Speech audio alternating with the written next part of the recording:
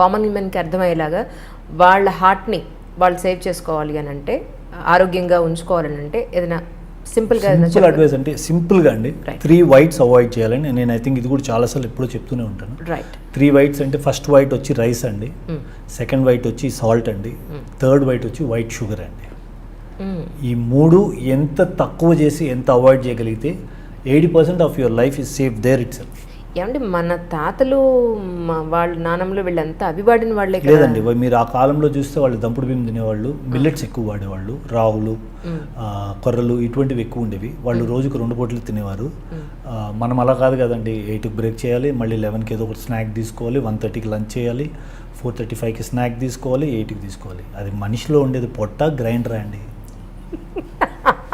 మళ్ళీ రాత్రి drink, late nights పార్టీలు, లేట్ నైట్ డిన్నర్లు. యు ఆర్ సపోజ్ ఇప్పుడు మీ ఇంట్లో కుక్క ఉంటే కుక్కకి ఏంటి మీరు ఇంతే పెడతారు, ఎందుకంటే దానికి కడుపుకి ఎంత కావాలనో అంత లెక్కతోనే పెడతారు.